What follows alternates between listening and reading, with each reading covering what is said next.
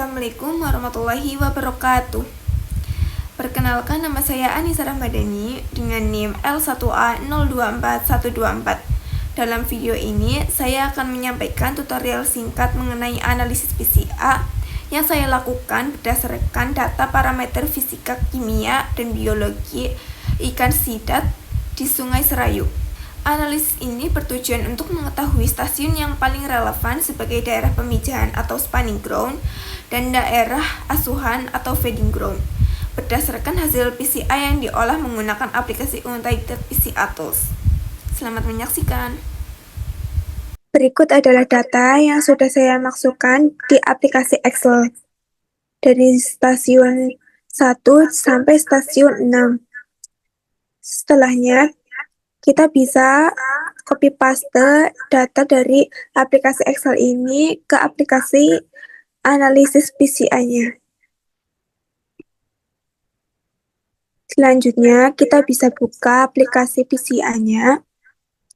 Di sini kita bisa klik row attributes dan kolom attributes-nya. Nah, di bagian nama ini kita bisa paste data yang tadi di aplikasi Excel. Nah, jika sudah begini, kita bisa mengubah warna bagian per stasiun-stasiunnya agar bisa membedakan dari stasiun 1 sampai stasiun yang lain. Jika kita sudah memberikan warna-warna pada stasiunnya, kita bisa klik unchecklist bagian row atribut dan kolom atributnya.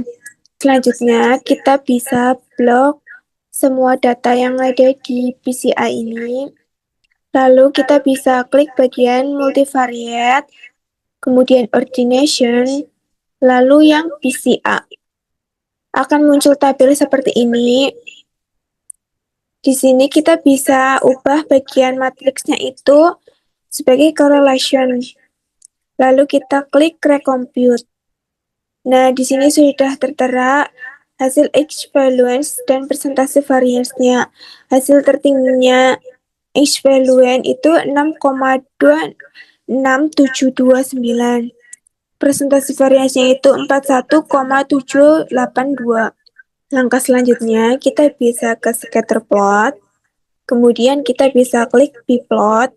Nah, bplot ini untuk menunjukkan nilai pH, suhu, tom, plankton, bentos, amonia, kekeruhan, kecerahan, dan lain-lain. Lalu kita bisa klik row label. Nah, di row labels ini kita bisa mengetahui titik stasiun 1, 2, 3, 4, 5, sampai 6. Nah, berdasarkan hasil analisis PCA, stasiun nomor 3 merupakan lokasi yang paling relevan sebagai daerah pemijahan ikan sidat atau spawning ground.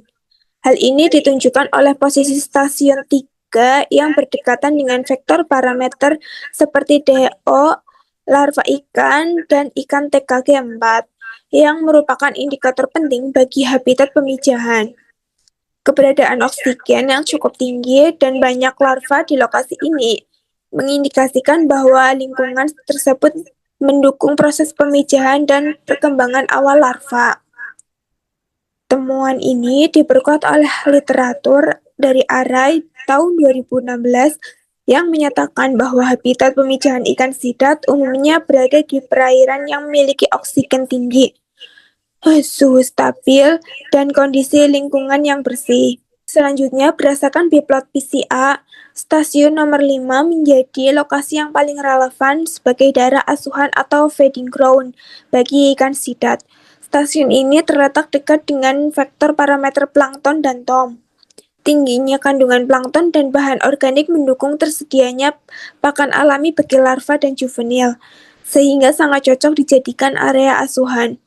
Literatur dari Effendi tahun 2003 dan Rahmawati et al. 2020 juga mendukung bahwa lokasi dengan kelimpahan plankton dan kualitas air yang memadai sangat sesuai untuk feeding ground. Selanjutnya kita bisa klik bagian loading plots. Nah, di plotting loss ini menampilkan diagram batangnya. Kemudian kita bisa klik correlation. Di sini grafik ini menunjukkan korelasi setiap variabel atau parameter terhadap komponen utama 1 atau PC1. Batang tinggi positif, parameter sangat berkontribusi membentuk PC1.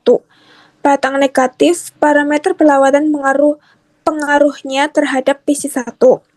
Semakin mendekati plus 1 atau min 1, pengaruhnya semakin kuat. Parameter yang paling berpengaruh positif atau mendukung PC1 yaitu ada larva ikan, ikan TKG4, nitrat, DO, bentos, dan kecerahan. Ini artinya stasiun yang memiliki nilai tinggi pada PC1 akan cenderung punya oksigen tinggi, larva dan ikan dewasa banyak, air jernih, bentos, dan nitrat cukup. Ini mendukung penentuan stasiun 3 sebagai spawning ground. Karena nilai-nilai itu berkaitan dengan pemijahan. Parameter yang paling berpengaruh negatif atau berlawanan arah PC1 yaitu ada plankton, TOM atau total organic matters, suhu, dan kekeruhan. Jadi stasiun dengan nilai PC1 rendah stasiun dengan nilai PC1 rendah atau negatif cenderung ada banyak plankton, kandungan organik tinggi, air agak keruh, dan lebih hangat. Ini sesuai dengan karakteristik feeding ground, sehingga stasiun 5 yang dekat parameter tersebut atau di plot tadi cocok jadi daerah asuhan. Selanjutnya, kita bisa klik bagian scatter plots-nya, lalu kita bisa klik broken stick. Berdasarkan scatter plots, komponen utama 1 dan 2 memiliki edge values tertinggi dan nilai keduanya lebih besar dari garis broken stick.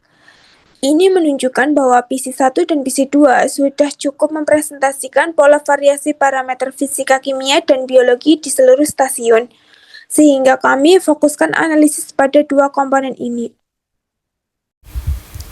Demikian video yang dapat saya sampaikan mengenai analisis data PCA. Kurang lebihnya mohon maaf dan terima kasih.